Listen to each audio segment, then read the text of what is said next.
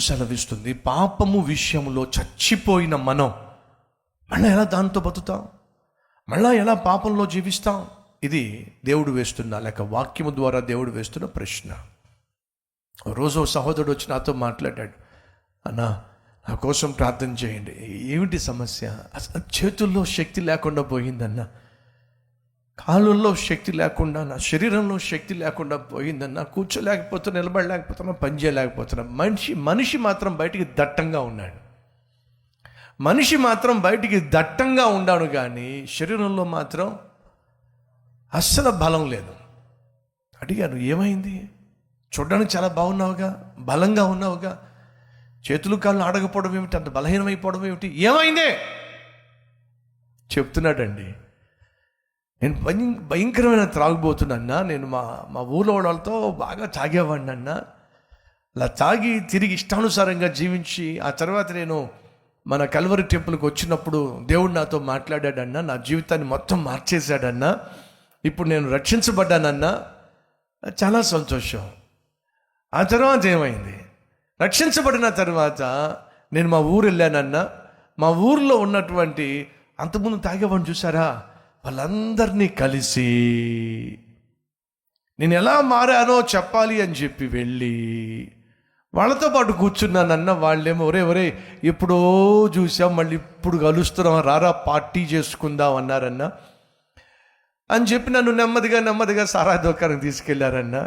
నేనేమో సాక్ష్యం ఇవ్వాలనుకున్నానన్న, వాళ్ళేమో మందు ఏంటంటే వాళ్ళు పార్టీ ఇవ్వాలనుకున్నారట. మరి ఏమైంది?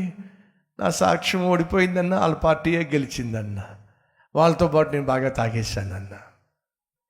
కూల్ చేసినటువంటి ఎరుకోని ఏం చేశాడు? మళ్ళీ లేపాడు.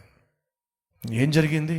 ఆ రోజు నుంచి ఈ రోజు వరకు ఈ చేతుల్లో శక్తి లేకుండా పోయిందన్న, ఈ శరీరంలో శక్తి లేకుండా పోయిందన్న, కష్టపడలేకపోతున్నాను, పని చేయలేకపోతున్నాను, బహు బలహీనమైపోయానన్న. ఉన్నారా మన మధ్య రోజు?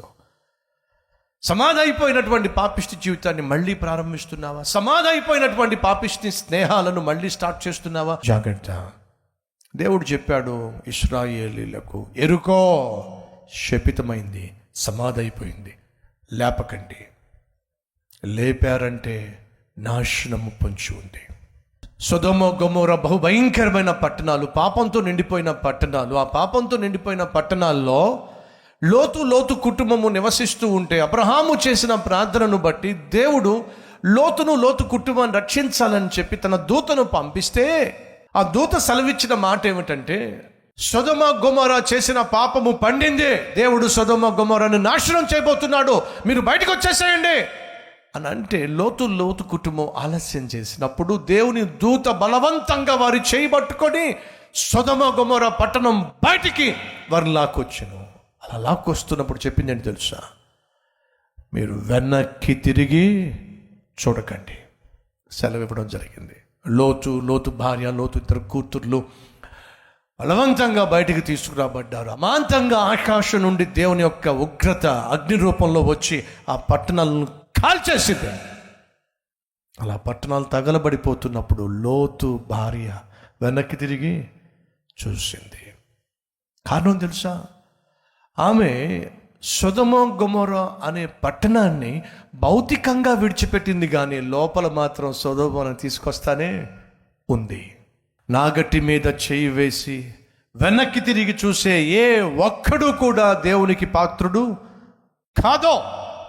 ఈరోజు ఈ వాక్యాన్ని వింటున్న సహోదరి సహోదరుడా, నీకున్న జబ్బేమిటయ్యా అంటే మాటికి వెనక్కి తిరిగి చూడడం, మాటికి విడిచి వచ్చినటువంటి ఆ కోపాన్ని ప్రదర్శించటం, ఆ గయ్యాలితనాన్ని ప్రదర్శించటం.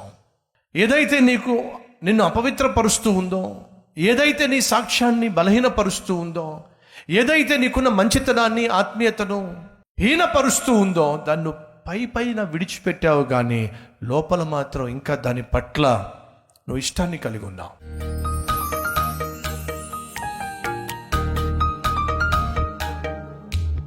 ప్రేమ కలిగిన తండ్రి, ఈరోజు నాయన నీ సన్నిధిలో మమ్మల్ని చేర్చినందుకు వందనాలు, స్తుతులు, స్తోత్రాలయ్యా. మేము నిన్నటి వారమే కానీ ఈరోజు నీ సన్నిధిలో కనిపించటానికి మాలో ఏ యోగ్యత లేదయ్యా.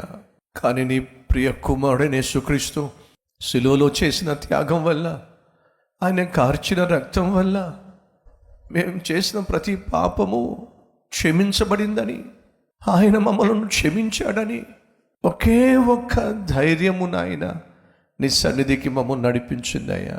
మమ్మల్ని నీవు నీ కుమారులుగా కుమార్తెలుగా అంగీకరించావని, నీ కృప ద్వారానే సమస్తము చేశావని విశ్వాసంతో నీ సన్నిధికి వచ్చావు నాయన. అరికాలు మొదలుకొని నడి నెత్తి వరకు నీ రక్తములో కడిగి శుద్ధీకరించాయా. మలినమైనదేది కూడా నాలో మాలో ఉండడానికి వీల్లేదయ్యా. నిన్ను గాయపరిచేది, నిన్ను బాధ పెట్టేది ఏది కనిపించటానికి వీల్లేదు నాయన. నిత్యము నీకు అంగీకారముగా ఆ చుట్టూ ఉన్నటువంటి కుటుంబానికి, బంధువులకు, స్నేహితులకు మాదిరికరంగా మేము బ్రతుకులాగునా సహాయం చేయ్యా. పైకి భక్తులుగా కనిపిస్తున్నా లోపల బలహీనులుగా మిగిలిపోతే ఏం లాభం? అసలు సిసలైన జీవితం మాకు దయచేయి.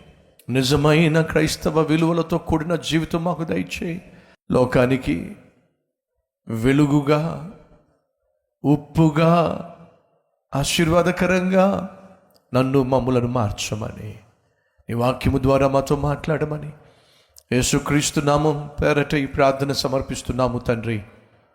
ఆమేన్.